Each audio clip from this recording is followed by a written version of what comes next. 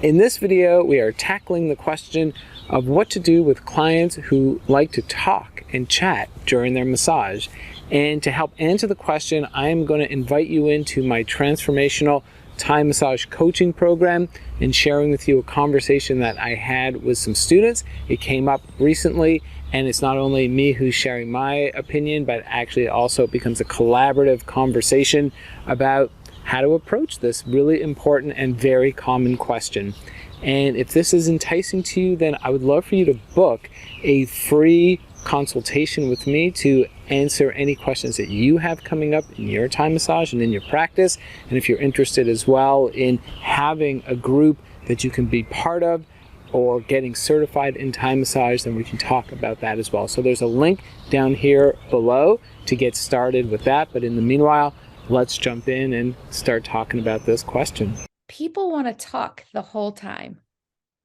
Is that, I don't mean like it, I mean just chit chat, not me, how does this feel? That like, they just want to, I don't know if it's a nervous thing or they're not used to silence and quiet.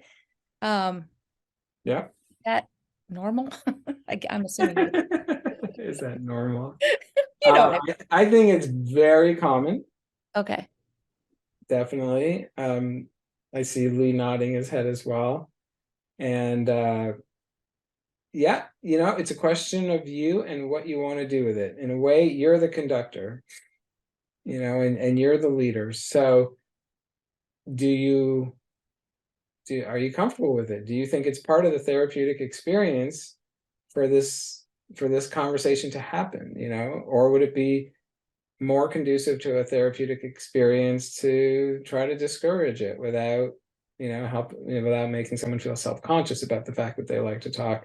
So that's kind of the first thing that I think is something to ask, and again, in every situation, because it may be different in different situations, and each one of us is different that way. And I know, for example, when I first started, it would that it was a conversation that came up a lot for me in my own practice and also in my school. And I was managing a school for many years, and a lot of people were like, yeah, I just want these people to shut up, and it's a meditative massage, and let them be quiet so they can fully experience all the benefits of the massage and everything like that.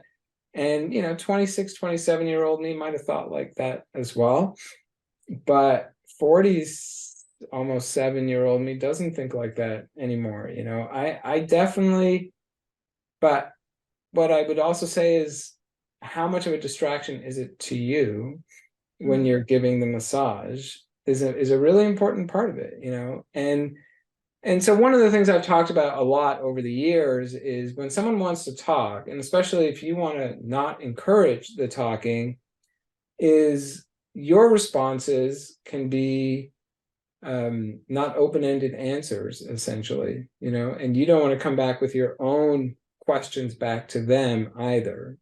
So talk, let them say whatever they want to say, but your responses can be, short, one-word kind of responses. They can be kind of close the loop responses versus open-ended ones, if you know what I mean. Yeah. And that's how you can discourage talking. And if that's what you feel you need, if that's what you feel they need, and that's the kind of vibe that you're trying to promote in the massage, I would say for sure, go in that direction. And I really don't think there's any right or wrong about this. We're all our own chefs. And again, each person's needs are also very different. So that, and I do also think that even when people really are talking, you get to points in the massage. I mean, it's usually in the first half that most of the talking happens. At some point, things just change, they're relaxing and relaxing more and more and more, and then they have less and less to say, essentially. So if you just kind of want to trust that and rely on that, then in all likelihood that will happen as well, especially by the time, if you haven't started. I mean, I just gave an example where you might start with someone face down, but when someone is face down in a massage, chances are they're going to talk less because they're literally face down in the massage. So that could actually be another strategy. If you know this so let's say it's your second massage or third massage with someone, and you want to encourage less talking, you could literally start the massage face down because of that. And then by the time they're face up again in some way, they're also really relaxed because of all the good back massage and things that you did on their back. That may discourage the talking. So if that's something you're trying to create in a friendly, nice way in your massage, those could be some strategies and tips to have that happen. For plenty of people, I do think talking is a way to release energy. This whole massage is about releasing energy. And depending on, I mean, there's just people in our lives, right? The barber, the bartender, the who knows, at the hair salon, all these places where people just like to talk. And it's like we have stuff in us and we want to give and find a vehicle and a way to release it. And that's what we're doing in the massage, right? We are in a lot of ways releasing tension, releasing stress, creating pathways for energy to be released. And talking just does a lot of good things for the nervous system, and it does a lot of good things for the overall body in so many different ways. So in that sense, if somebody wants to talk and you're comfortable with that, then that can be a very beneficial part of the whole healing experience. So then maybe you don't mind having a conversation throughout your massage, especially if you're comfortable, their body well enough, you know your techniques well enough, and you can multitask almost, then I would say there's nothing wrong with that either.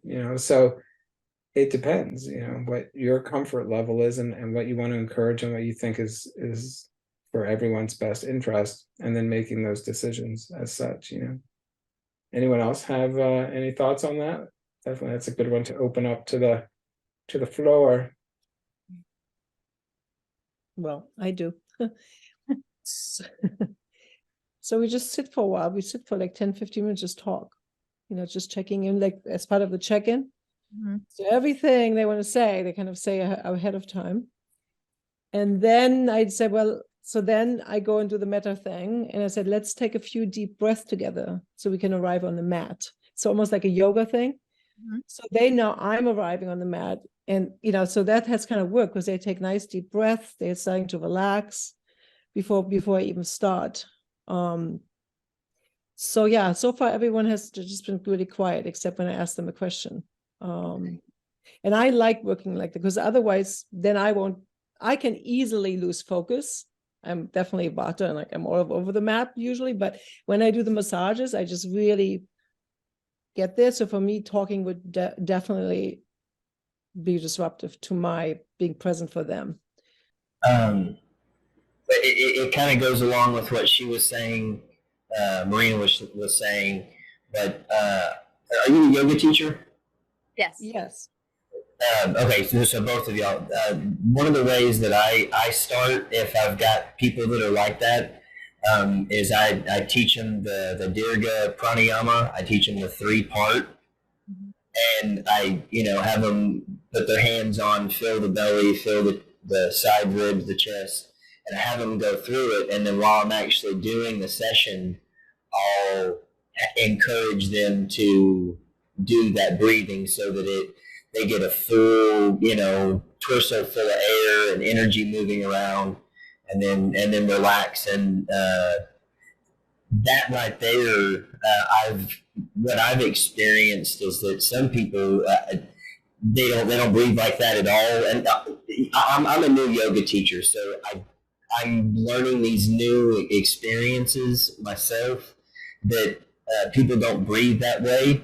And whenever I tell them and have them do it multiple times throughout the session, they get yoga stoned. I mean, they get too much oxygen and they're not used to it, and that's been one of the things that I've found to be helpful whenever they're like talking and stuff like that. I get them breathing with me. Like I actually it depends on the person. You know, I choose, you know, what tools I use in the moment. But you know, I'll actually let them hear my voice, my breath, and do it like synchronizing whenever I'm like doing the abdomen, you know, like the laying of the brick and stuff like that. And it seems to get us in sync. And anyway, I just wanted to kind of throw that in there, that, you know, instructing them on breathing while they're doing can be something to fill in between the talking. So Thank you. Yeah, those are both really good strategies. And I think not just strategies for talking, but strategies and just ways to elevate the quality of the whole experience, and making something that stands out, that's unique, that's therapeutic, that's beneficial for them and for the whole experience. So yeah, I love it. I hope you enjoyed this conversation, and there are things here that you can take and implement into how you give your massage and work with clients who like to chat. And I am definitely curious to know what you think, and do you have clients who chat, and how do you deal with it? So please post your comments down below and share your thoughts and your ideas. And again, Transformational Thai Massage is my coaching, mentoring, and certification program. And if you want to become part of it and join this amazing community and get support with all things that are coming up in your massage, or simply get trained to give Thai massage at a really high level, let's start by clicking this link down below, and we'll answer any questions. You'll have a free consultation, and we can talk about it and see if this is a great fit. And lastly, don't forget to subscribe to this channel. Click on the subscribe button and on the bell so that you get notifications every time I post a new video. I look forward to sharing with you again really soon and supporting you on your journey, giving amazing Thai massages. And we'll talk to you real soon.